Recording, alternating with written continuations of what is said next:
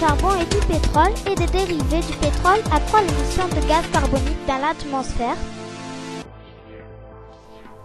Oui, car plus les activités humaines se développent, plus le pourcentage de CO2 contenu dans l'atmosphère augmente. Comment les scientifiques savent-ils que cette proportion de CO2 augmente? À qui la faute? Mesdames et messieurs, nous arrivons à la troisième partie de ce film. Nous avons expliqué l'effet de serre dans la première partie du film et dans la seconde partie les conséquences sur le climat. Nous allons maintenant essayer de trouver des remèdes pour lutter contre l'effet de serre. Est-ce que quelqu'un dans la salle a des idées pour essayer de ralentir l'effet de serre? Une des premières choses envisageables serait de limiter la pollution. Il serait intéressant de faire un inventaire de tout ce qui pollue la planète.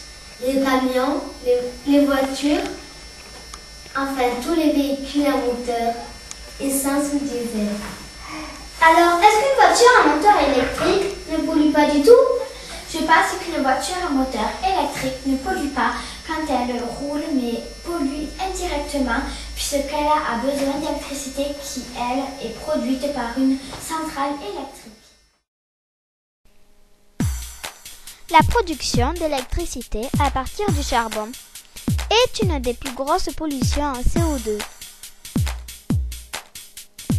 Du fait de ses besoins fortement croissants en énergie, principalement couverts par l'utilisation du charbon, la Chine devrait devenir le premier émetteur mondial de CO2 dès 2010.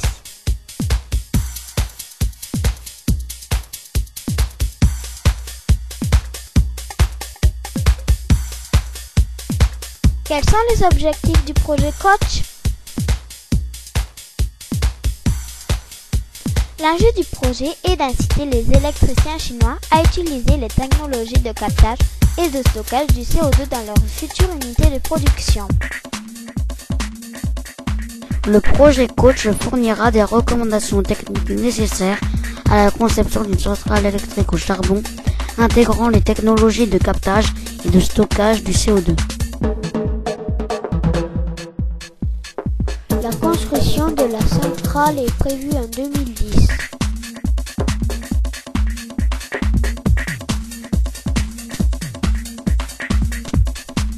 Le fonctionnement d'une centrale électrique. La première action, on produit de la chaleur à partir d'un combustible. Cette chaleur sert à chauffer de l'eau qui se transforme en vapeur. La vapeur d'eau sous pression est envoyée sur une turbine qui actionne un générateur qui produit l'électricité. Au Canada, plusieurs centrales thermiques fonctionnent avec de l'eau préchauffée par des panneaux solaires.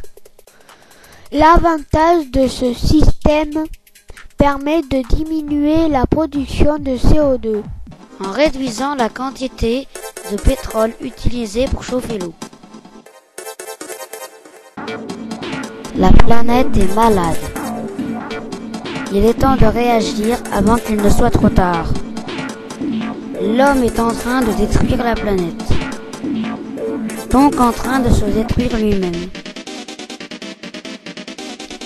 L'avenir de la Terre est entre nos mains.